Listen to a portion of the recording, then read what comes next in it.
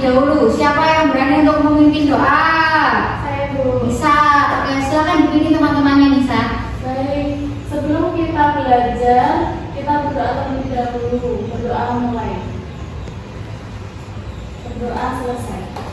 Terima kasih Nisa. Betul sekali, hari ini kita akan belajar tentang cara memelihara kebersihan dan kesehatan alat reproduksi. Nah, sebelum itu kita breaking dulu. Bisa berdiri semuanya? Sudah tahu lagunya? Tahu. Benar. Kita mulai. 1, 2, 3. Tangan ke atas menggapai bintang, tangan ke samping burung yang terbang, tangan ke depan ikan berenang, duduk yang rapi siap berdoa. Sekarang kita nyanyi dulu ya. Sambil duduk gak apa-apa, sambil duduk.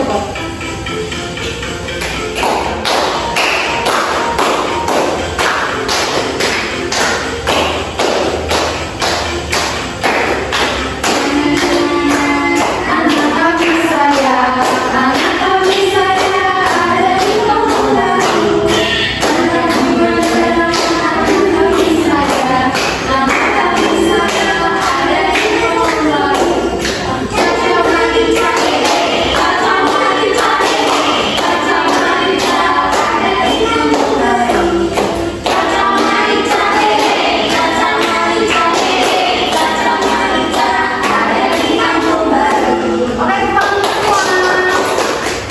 Nah, selanjutnya guru akan mengulas materi kita yang kemarin ya, itu mengenai alat reproduksi. Apa itu alat reproduksi? Ada yang tahu, masih ingat? Mbak Fatia, alat reproduksi itu apa? Alat reproduksi merupakan bagian tubuh yang memiliki fungsi penting bagi tubuh. Alat reproduksi bermanfaat sebagai alat penunjang kegiatan bagi manusia. Betul sekali, alat reproduksi adalah alat yang berguna untuk sebagai pengembangbiakan. Selanjutnya yaitu mengapa kita harus memelihara kebersihan alat reproduksi. Yang pertama yaitu menjaga fungsi alat reproduksi, kemudian yang kedua menghindari munculnya bau tidak sedap, yang ketiga mencegah terjadinya penyakit, dan yang terakhir yaitu meningkatkan kenyamanan dalam melakukan aktivitas. Selanjutnya, tahukah kalian bagaimana cara memelihara kebersihan dan kesehatan alat reproduksi? Mandi, boleh. Selain mandi ada yang tahu? Tidak. Maka kita akan belajar lebih dalam mengenai cara memelihara kebersihan dan kesehatan alat reproduksi. Bisa diperhatikan dulu ya. Untuk cara menjaga kebersihan, bisa menggunakan celana dalam yang bersih dan higienis. Celana dalam yang bersih dan higienis dapat menjaga kebersihan alat reproduksi. Gantilah celana dalam sekurangnya 2 kali dalam 1 hari. Mengapa? Celana dalam yang kotor dan rentan kuman penyakit. Kamu dapat memilih celana berbahan katun. Bahan katun ini dapat menyerap keringat sehingga tidak lembab. Dan yang berikut, mencuci pakaian dan celana yang kotor. Pakaian dan celana kotor menjadi sarang penyakit. Agar tetap bersih, pakaian dan celana kotor harus dicuci. Selanjutnya, pakaian tersebut dijemur dan disetrika.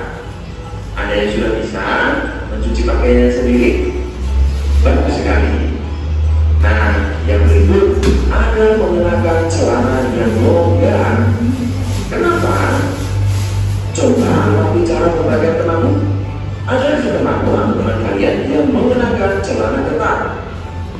Tahukah kalian bahwa mengenakan celana ketat ini dapat mengganggu peredaran darah? Suhu tubuh juga makin meningkat. Agar kesehatan reproduksi terjaga, kamu sebaiknya menggunakan celana agak longgar ya. Kamu dapat bebas bergerak dan tentu akan lebih nyaman beraktivitas.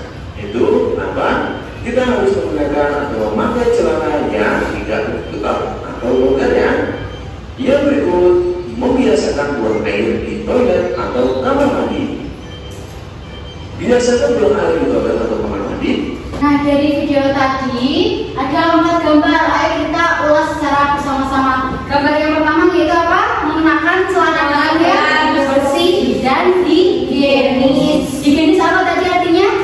bebas dari kuman dan penyakit. Jadi kita harus menggunakan celana dalam yang bersih. Minimal berapa? 2 kali. Betul. Kemudian gambar yang kedua yaitu mencuci pakaian yang kotor. Apakah anak-anak di sini sudah bisa mencuci pakaian sendiri? Sudah luar biasa. Nah, jadi kita harus menggunakan pakaian atau celana yang bersih, karena kalau menggunakan pakaian yang kotor itu bisa mengundang penyakit. Betul, jadi kulitnya gatal-gatal dan sebagainya. Gambar yang ketiga itu apa? Beraktivitas dengan salah. Itu memakai celana pakaian yang longgar. Coba dilihat temannya, apakah ada yang menggunakan celana yang ketat? Tidak ada ya. Manfaatnya apa? Kita tidak boleh menggunakan celana ketat. Itu yang pertama, biar peredaran darahnya lancar. Kemudian aktivitas juga tidak terganggu. Tuh. Kemudian yang terakhir yaitu ada gambar toilet. Artinya apa? Bersih toiletnya Bu. Sama. Yang penting itu langsung bersihkan bersama jadi buang air di toilet. Ya, tidak boleh buang air kecil atau buang air besar di semak-semak, tidak boleh. Selain mengganggu orang lain, itu juga perbuatan apa? Tidak terpuji. Betul, malu ya, tidak boleh seperti itu. Nah, selanjutnya Ibu akan mengumpul kalian ke dalam kelompok. Di sini Ibu sudah menyiapkan foto ya, bisa diperhatikan. Yang halaman pertama itu kalian bisa menuliskan kelompoknya, misal kelompok A, kemudian namanya ada siapa aja. Dan di lembar yang kedua di sini sudah ada petunjuk pengajaan. Kemudian silakan bisa diisi sesuai diskusi kelompok kalian. Bu Guru bagi menjadi 2 kelompok ya. Kelompok A bisa dari Mbak Mawar, Mbak Resti dan Mbak Nisa. Kemudian kelompok B Mbak Salwa, Mbak Dina sama Mbak Fatia.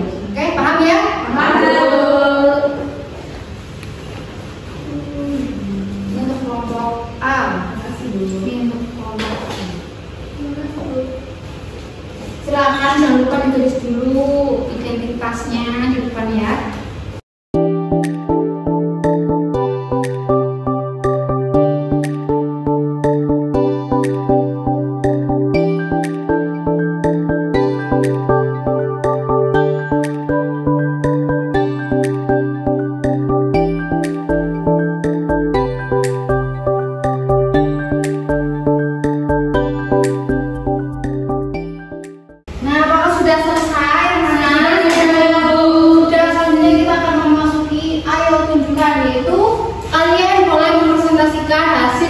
Kalian mulai dari kelompok A, silakan.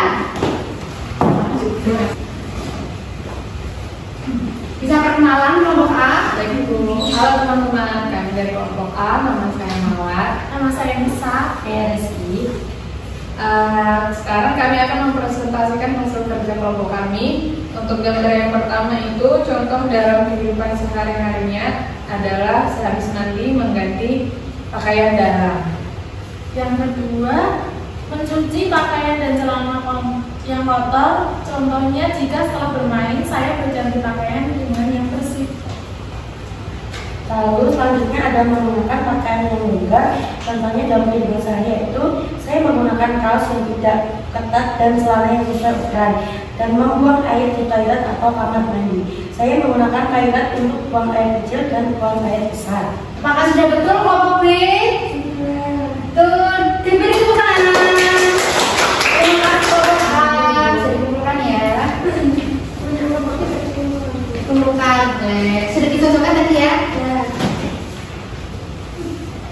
Setelah kita mengerjakan FKPD secara berkelompok, sekarang Ibu akan mengukur pengetahuan kalian melalui soal evaluasi, yaitu harus dikerjakan sendiri-sendiri ya.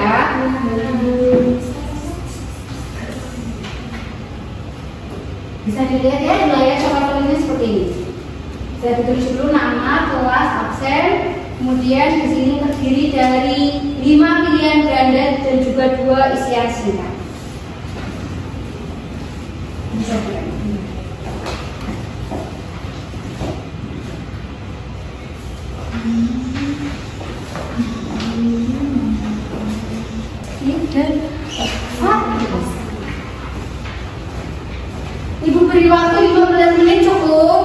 Syukur.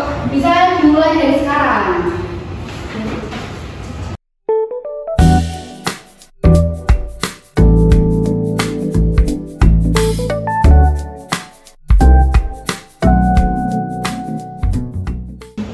Bagaimana, apakah sudah selesai?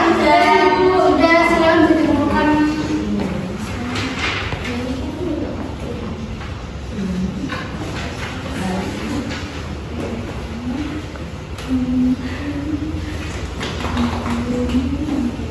Bagaimana soalnya, sulit atau mudah? Mudah, berarti harus dapat 100 ya. Nah, dari pembelajaran kita hari ini apa saja yang kalian dapatkan, yaitu tentang cara menjaga kebersihan. Yang pertama caranya kemudian yang kedua cuci pakaian dengan air kotor. Yang ketiga yang keempat membiasakan buang air pada kamar mandi. Nah, pembelajaran kita hari ini sudah selesai. Sebelum menutup pembelajaran, kita juga harus tutup dengan berdoa. Tadi yang pimpin sudah Mbak Nisa, sekarang ada yang berani untuk memimpin. Nah, Mbak Resi silakan bisa dipimpin teman-temannya. Baik, sebelum mulai pembelajaran ini berdoa, Mbak. Berdoa selesai.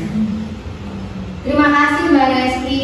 Anak-anak diharapkan bisa menerapkan cara tadi ya, cara menjaga kebersihan dan juga kesehatan alat reproduksi. Ingat-ingat dan diterapkan dalam kehidupan sehari-hari. Baik, Ibu tutup. Terima kasih. Wassalamualaikum warahmatullahi wabarakatuh. Waalaikumsalam.